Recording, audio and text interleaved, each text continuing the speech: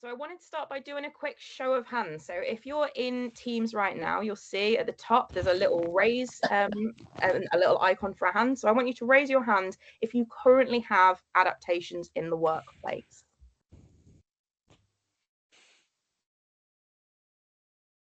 Oh, I think Okay. one. That's good. That's a good start.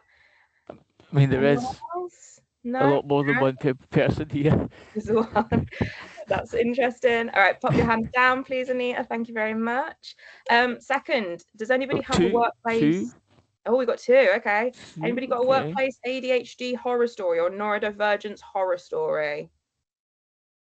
I'm sure There there'll we be go. I think we're plenty. gonna get a I'm sure there'll few. be plenty. Here I'm we sure go. there'll be plenty. Yeah, fair enough. I think there's going to be quite a few of us who are in that boat. Yeah. Hands down again, please. You should just be able to click the icon and it'll pop it back down for you. Show of hands, who's felt like they weren't performing well enough at work because of traits related to ADHD or any kind of neurodivergence? Again, quite a few. Yeah. Just to escalate that, anybody who's received negative feedback or performance improvements from a manager, potentially been put on a performance improvement plan because of their ADHD or they suspected? Quite a few again. Yeah. Numbers are high. Yeah. And last one, has anybody actually left a job due to an incident relating to ADHD? Geez, yeah. Okay. So again, quite a few.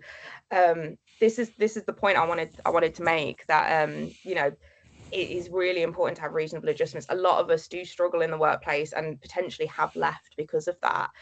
In fact, in a study carried out in 2009, they found that ADHD was associated with a 4 to 5% reduction in work performance, a 2.1 relative odds of sickness absence. That means they're about twice as likely to have sickness absence, and a 2 relative odds of workplace accidents and injuries. So twice as likely to have a workplace accident or injury.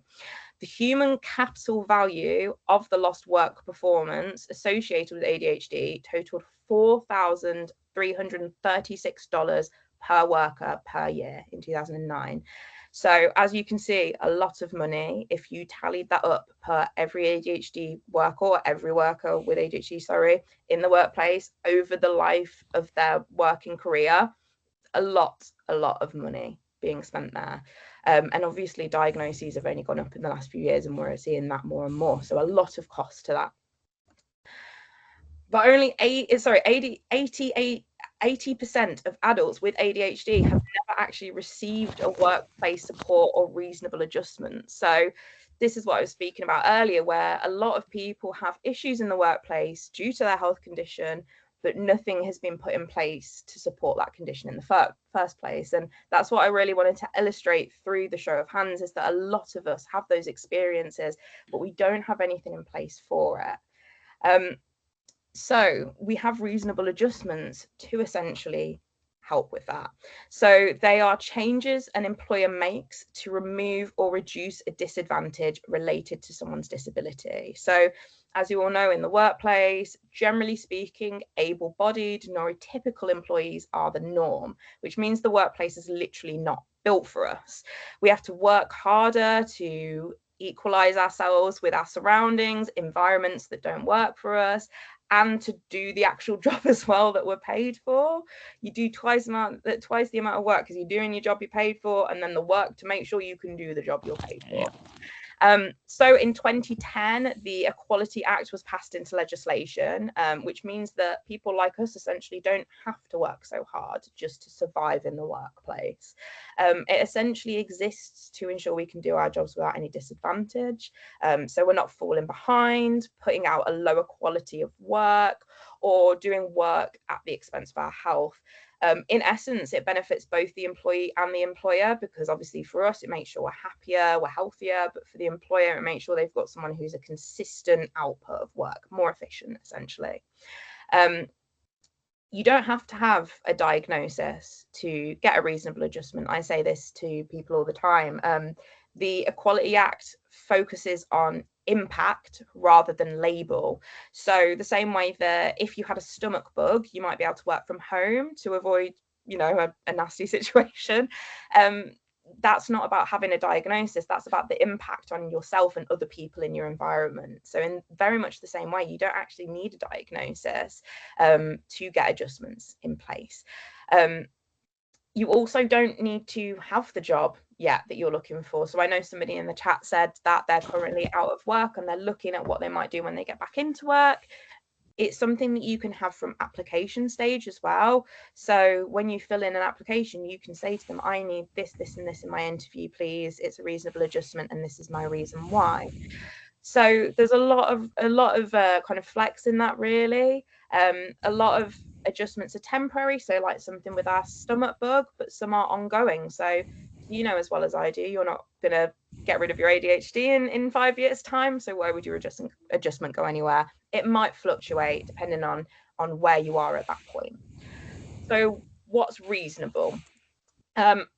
It's a little bit flaky, but essentially an employer must consider carefully if an adjustment will remove or reduce a disadvantage. So they must talk with you and not make assumptions, very much in the same way that you wouldn't need a ramp built if you didn't use a wheelchair.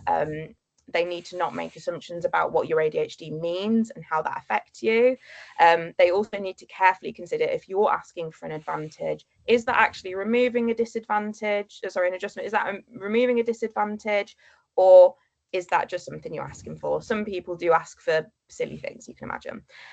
They also need to know if it's practical to make that change. So you can't just install a lift in a building overnight. Similarly, is it affordable?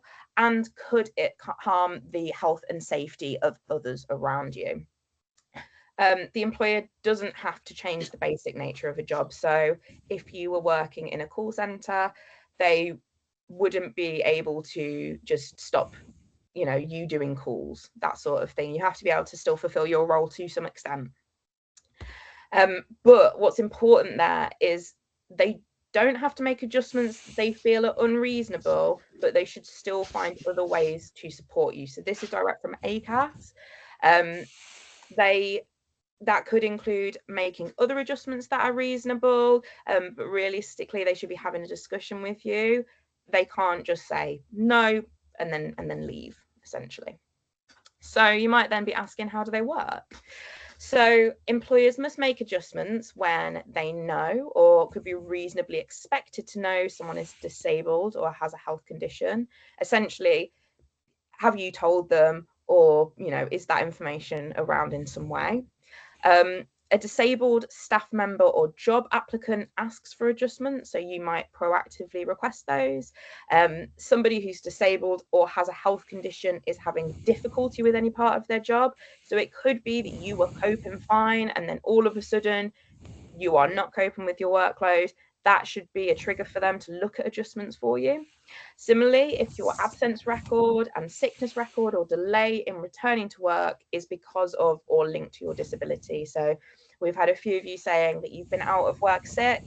This would then be covered under reasonable adjustments, or be triggering reasonable adjustments. As we've already discussed, they must make adjustments if it will remove a disadvantage, if it's affordable and practical for their business, and it doesn't affect health and safety.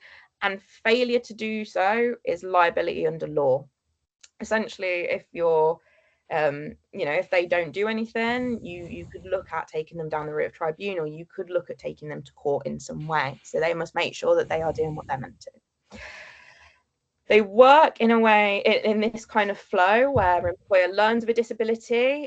They might move straight on to making a request, but they will probably learn of the disability. An employee will then make that reasonable adjustment request, and we'll talk about how you would structure that. The employer should then have a discussion with you, and they should make a decision with compromise if it's needed. And really, that should be a discussion between the two of you, so they can understand why you might need something in place, but equally you can understand what impact that might have on the business and what might need to change as a result. They should then make a record of whatever decision is there. That should be a decision you both agree to, and that should be noted, as well as any previous iterations.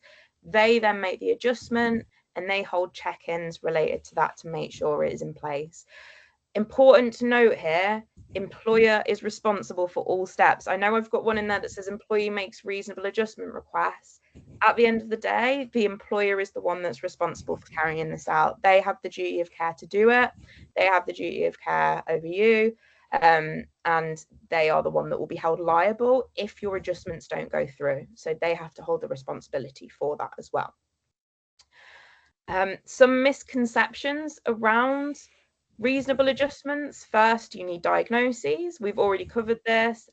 You absolutely don't. You could have an inkling that you have a condition, and that, you know, you could then say, well, I'm affected in this way because I think I have this, so I would like to try this.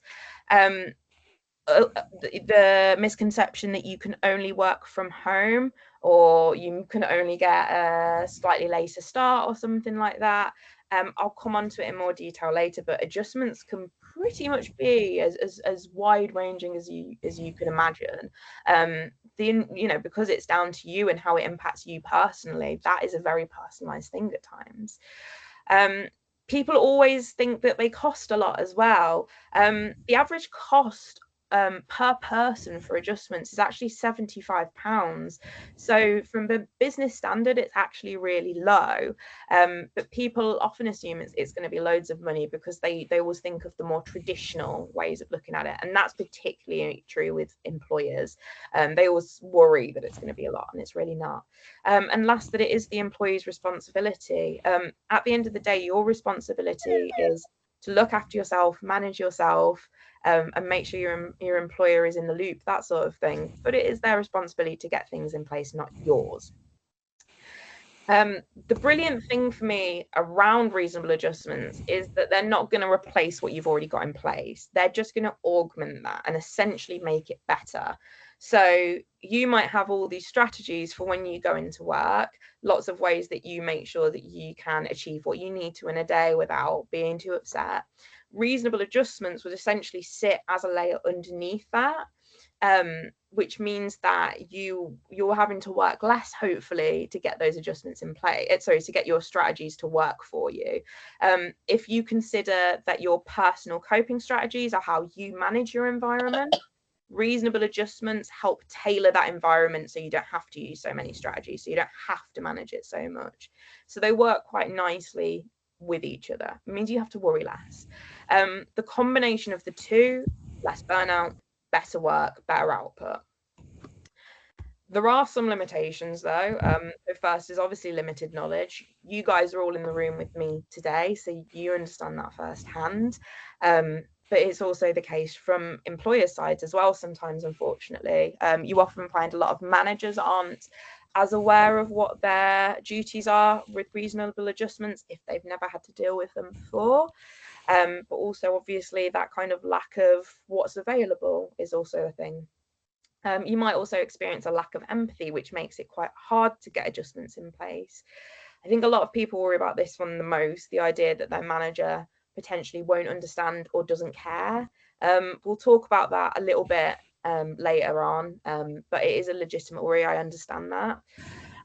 There's also some practical challenges. So if you work in hospitality or healthcare, something like that, you probably aren't able to just work from home or come in late or just go on breaks when you need it. This is really, really common. And in some respects, I think it's a systemic issue, that the way we work isn't actually right for us as humans. But it also comes about because what's considered an adjustment can be quite slim. People assume it is those very basic things. So it tends to be shut down without being fully understood. And there are ways around those workplaces.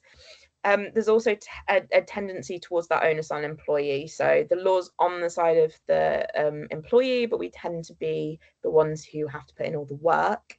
I've experienced times where employers have expected me to lead on my adjustments, keep record of them, communicate them to everyone, manage them myself, which means you're having to be an advocate for yourself, and that takes more time and energy away. People often forget about the personal cost of self-advocacy and how fighting for yourself is also a disadvantage. So I know people who have had to do that trade-off between, well, do I just cope a little bit more in the workplace, or do I go through the fight of advocating? That's a personal choice. So we're going to look now at what the adjustment process looks like in a bit more detail. So first, let's talk about disclosure. So if, when, and how. I first want to say you don't have to ever disclose anything to a workplace. You're under no obligation to tell them that you're disabled, that you have a health condition, that you have ADHD, whatever. I've worked in loads of jobs where I haven't disclosed due to fears of discrimination, being misunderstood, being underestimated, being sacked. And it just essentially means that there's a record of the fact that you have a condition that you can rely on later. And for me, that is the real benefit of disclosure, that if you want to do it, you have better legal protections realistically, because that's all been noted down. You obviously would be unlikely to take an employer to tribunal if they hadn't put a reasonable adjustment in, but they didn't know that that adjustment was needed in the first place. So it can give you that access to legal protections, but it can also give you better access to reasonable adjustments. You know, you can directly relate an adjustment to your condition, then it's much more tangible. But also some people just find that that credibility is really beneficial as well. Someone actually said to me today that they have a friend who's worried about asking for adjustments because they haven't got a diagnosis. So, you know, being able to kind of go in with that whole thing and say, okay, I've got a bit of paper, here you go, that's helpful. You don't have to disclose anything from day one. So you could wait until you're hired by an employer before disclosing, till after your probation, till you're comfortable. That might be a few years down the line. Some people think it's maybe dishonest to wait a long time to disclose. It's not. You can become disabled at any time, so there's no time limit on that. You can get a diagnosis at any time, so there's no time limit. And you can also disclose in any sort of setting, so formal or informal. It doesn't really matter to either a manager or a HR member. Again, doesn't matter. The first time I actually disclosed my disability to a manager, it was drunk at a work Christmas party. This is true. We were outside having a cigarette together and having a bit of a drunken heart to heart. And I told her about it, and she was like, "Great, cool." And then that was it. She was on my side there. What I would say is, if you go down that route, make sure you follow everything up in writing. Always do that, even if you keep it informal. So if you did decide to tell a manager over a drunken cigarette on a Friday night, maybe drop them a message on Monday saying, "Hey, I'm really glad we had a chance to catch up. Thanks for being so accepting. Just to confirm, this is my condition, and this is what I want to do going forward." If you need to, you can bring someone into a meeting for support when you talk about disclosure. You can also go for partial disclosure as well. So the idea that you don't tell the whole details of your condition, you don't even give the label, but you can tell them what your access needs are without going through full disclosure. Remember, it's about impact and not the actual diagnosis itself. So you don't need to give everything away. Also collaborate with your doctor. Get notes if you need to, speak to practitioners who can help. So you might be asking yourself, what adjustments can I have? I have a legal right at the moment. I'm not exercising that legal right. So where do I go? The answer is simply and unfortunately, there are loads of adjustments, as we've spoken about. So let's unpack how we figure out and how we then go about securing an adjustment. So we're going to do this in 5 steps, so it's a bit more manageable for you. And we'll go over them again at the end. So like, no stress about remembering all these. They're all in the notes you've got, and we will come back to them later. So first thing I want you to do is identify your traits, and you can go out there and look for a list of adjustments. They're great for inspiration, but by and large, I think it's better to think about what you specifically need. Yeah. Yeah, you might like the sound of an adjustment, but it's not quite right for you personally. For example, exams. Anyone who was diagnosed when they were in school might have had adjustment for exams where you got longer to complete them, because you never managed to finish them in time, you procrastinate, your mind wanders, so they give you longer than standard. And you might have still failed to finish your exam in that time. a lot of people have experienced that and have realized looking back that it's actually not about having longer, because that's just more time to procrastinate and let your mind wander. Actually, it's about having more breaks or having more prompts or that sort of thing. It's the hazard of using existing lists and templates to me, is that you tend to find that things become more and more templated, which means there's not a lot of nuance there. You might need something that's quite rare that nobody's thought about before. So it's really good to think about what works for you rather than pulling for a sheet. You might then think to yourself, okay, cool, that's great. I have no idea where to start. I've never had to think about this stuff. Now you're telling me I can't look at a list. The best way I like to think about it is what affects you on a day-to-day in your personal life. So you might always be late. I'm always late. You might always lose your stuff. My partner always loses his keys and his phone around the house. You might not be good at prioritizing things at home, or you might dart between cleaning tasks and it's like, oh, it takes me 2 hours to do the washing up because I do 800 things in the meantime. Those are all your autistic traits. And what you can do then is kind of pick them up and put them in a suit. Think about those things that your family complain about to you, your loved ones will complain about, and then put them in a suit. So if you lose your belongings quite a lot, do you also struggle with organizing files at work? Do you lose files quite a lot? Or do you struggle to get into work on time because you struggle with time management? Or maybe you're always late to meetings, that sort of thing. Maybe you always stay late at work because you struggle to get things done in time and prioritize. I'm going to use an example of one of my traits along the way to give you like a bit more of a fluid example. So for me, I have delayed auditory processing. So when someone's talking to me, I have a slower kind of brain processing speed. I hear it, it takes longer for my brain to work out what's actually being said than the average person. So I can often lose track of a conversation, need things repeating, look like I have no idea what's going on. And at work, I obviously experience this in meetings. So people talk really quickly, their voices overlap, which means I struggle to keep up, especially when there's no context there as well. So if I'm not given an agenda beforehand, it can become really difficult for me. So we're then going to take that and we're going to develop a link. And that's our second step. So that disadvantage, what's the impact in work? Do you take longer to complete work because you forget it exists? Do you always miss a particular meeting? Are you often late, which has left a negative feedback? Think of examples of how that trait and how being crap at a thing makes an impact on your work. So in my example, I struggle to keep up in meetings. So I might struggle to contribute to that meeting, but also I might miss important points as we are in there.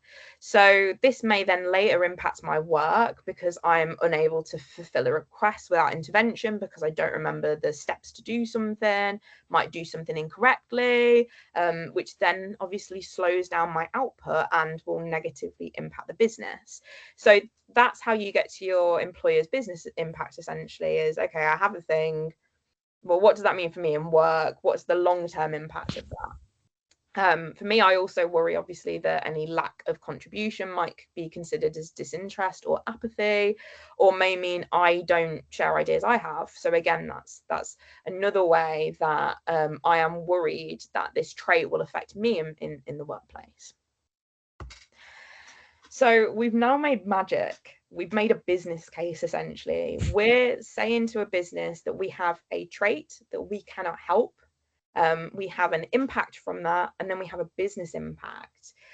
You can go to your employer and essentially say, I have identified a means of improving efficiency and productivity as well as my own well-being. So that turns into cash flow, it improves turnover, it improves sickness rates, it improves morale. You're essentially arming yourself with something that matters to management. So step 3 is that we're going to take that business impact and we're going to start thinking about how that's an adjustment. We know how it affects us, but we don't know how to fix it. I want you to think of a perfect world. So if nobody gave you any pushback and everything was possible, how would that trait be managed? I want you to dream big here. Don't go, oh, well, I know so-and-so in HR would never agree to doing that because she's not very nice. Look at it from the perspective of actually everyone will be really supportive and do whatever they could to help me. So if you're always late to work, in a perfect world, nobody would care what time you got to work and would just care that your work got done to a high standard. For me, I have slow auditory processing, but I read things really quickly. I have a strong grasp of written language. So in a perfect world, everyone around me would have subtitles that I could follow and they would all speak in turn as well. I know, my world's a little bit crazy. No, I'm not laughing at you. I like it. I know it's like it is a little bit out there, but it is 100% about making it perfect, and then we bring it back and make that dream real again. So it's unlikely any employer's gonna go with your perfect world example. I know I'm not gonna get live subtitles for people that I meet. I'm not going to be able to get them to all speak one after the other, but we can make that make sense. We can find something achievable. So my employer isn't going to let me come in whatever time I want to, but they will allow me a flexible start time between 9 and 10 a.m. as long as I make up the hours somewhere, and I have to block out the first hour of my day for meetings and tasks. There's probably also going to be some sort of compromise. They might say, yes, we'll do this, but there will be times you absolutely do have to come in. It might not be 100% perfect, but that's about making it realistic. It might be that your employer doesn't schedule you to work opening shifts alone because you have a slightly flexible start time. So someone always has to cover that shift with you. So you don't have to worry about being late and completing things to a poor standard in a rush. We're essentially trying to get things put back into the right terms for us. So for me, in my example, I might not be able to have subtitles for everyone around me, but my manager could ensure that meetings have agendas or a general overview of points being raised, so I have some context going into that and can understand a little bit better. They could structure meetings to encourage turn-based conversation that is slower, and they could ensure live notes are being made. They could also provide me with transcription software that my laptop or my phone can run in meetings. That means I can see essentially live captions on my phone as we go. So we are then going to take that thing that we've gone, okay, this is the realistic goal. We've got that from our impact and we got that from our disadvantage. We're working backwards now. How do we translate all that into something that is a request? You know, how do I actually say that thing to my manager? So we're going to take it literally by disadvantage, what trait shows up, impact, how it affects you and your employer, and the request, how you can solve it. So for me, if I was going to sew everything about my auditory processing up together, I experience slow auditory processing, which means my brain processes speech slower. This affects my work because I can't always keep up in meetings and may not be able to contribute or may miss important points. I would like to request live transcription software for meetings, which means I'll be able to read what's said and keep up more often as a reasonable adjustment request under the Equality Act 2010. So you can see I've essentially used a bit of a script here. I experience, this affects my work because I would like to request blank as a reasonable adjustment under the Equality Act 2010. This template is really, really simple, but it gives you a very tangible way of explaining to a business what the effects of something can be and why it's so important. You may also notice in my example, I said that I would like to request live transcription software, which was only one of a lot of examples I gave of things that could fix or be my request, you know, be my adjustment. That's because I've gone for like the biggest, most expensive, most effortful thing possible. My suggestion is if you're going to ask for a request, like every negotiation, go for the most ballsy, excuse my French, thing you can first and work your way down. Live transcription software is expensive, that sort of thing. So a lot of places might not go for it, but they will be more receptive, I would hope, to my cheaper options. So to give you a quick recap, We're going to, 1, identify our traits, and then we're going to put them into little suits. 2, develop a link. So that's about finding our impact. 3, think of a perfect world. So we'll make a dream adjustment there. Then we'll make that dream real. So make it more of a realistic adjustment. And then we're going to translate that. So literally just bodge it all together in one request using a template.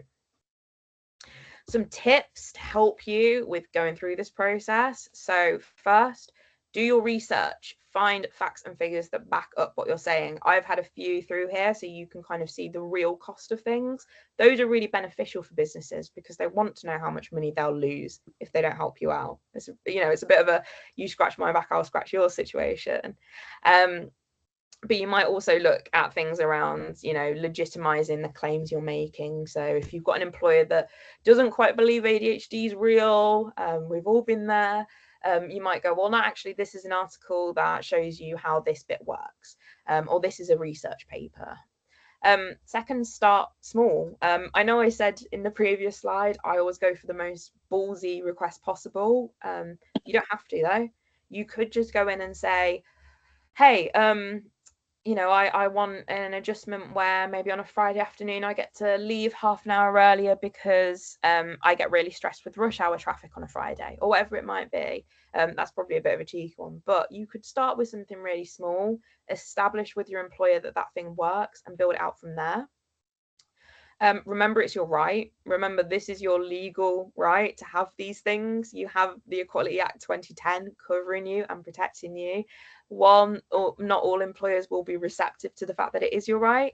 Make use of it. Like, don't just let it go to waste. If it's there, you might as well make the most of being, you know, disabled, right? I'm neurodivergent, is what I've always said. Remember, your employee has a duty of care, so that, you know, links in with your right. They have a legal right to look after you. Essentially, they have a legal duty. And last, take your time. If you have a meeting in 2 hours time to go over your adjustments and you're really stressed because you haven't had time to think about them, just move it. It's at your pace, whatever works for you. So you dictate that to your employer, not the other way around. Cool. So pushback, I just wanted to cover this really quickly. So obviously pushback happens. Some people don't get it. Some people don't care. Yeah. It's not always easy. First thing I would say, speak to your manager. No's not really an option under the law. They have to negotiate with you. So I would just ask for a discussion if you do get pushback, where you can potentially find a way to meet in the middle or find some flex on things. Obviously, be prepared to flex yourself. Yeah. But you know, yeah, you can go in and say to them like, look, this is an adjustment I want under the law. What can we do to find some middle ground here? It may be a really simple reason. They might just say to you like, oh, we can't afford it, or they're worried about how it'll affect their output, and you can work through that with them then if you've got that context. I'll talk about stuff like the financials as well in a minute, because there are ways around that as well. In my example earlier, I was asking for that really expensive piece of technology, wasn't I? And that's why I have backups early on. That's one of my, you know, pieces of advice, to have backups for your adjustments, because they might be things that are more achievable. And if you've got them in mind, it doesn't feel like so much of a consolation, essentially, to have those instead, because it's something you've also agreed on and decided on. If you're getting stonewalled by management, if they are being really unhelpful, get HR involved. Get your union involved, get ACAS involved, speak to Citizens Advice and ACAS, they will help you. You might not get any benefit from HR because, you know, ultimately they do work for your employer, but they are aware of the law. So they will, you know, want their employer to not get sued by you, essentially. So they will try and help as well. You may recall me mentioning earlier about having everything in writing. So we want to make sure that's happened. So if we do get any sort of issues, pushback, we can go to HR and say, this is the email chain. This is everything that you need to know. It's why we have documented evidence of things so far. You may get to the point where you want to end, you want to file a grievance as well, or you might get to the point of tribunal for whatever reason. Again, having those receipts is good. Having all your evidence there is really handy. So make sure you've got a personal backup of those things if you can. I recognise not all jobs allow you to do that. And also make sure you've got a union representative involved if you can as well. I went through a grievance myself last year, had a union representative involved, and they were an absolute godsend. Ultimately, my grievance was upheld because the law was on my side. So I was really lucky. I was lucky in some ways, I should say, but really not, because I just knew what my rights were, and I knew I was going to get that at the end of the day. Some external support and resources you might want to consider. So first is access to work. So this is UK government funding, and essentially this is a process where you apply online. They then conduct an assessment with you. That's normally via Zoom, but it might be in person.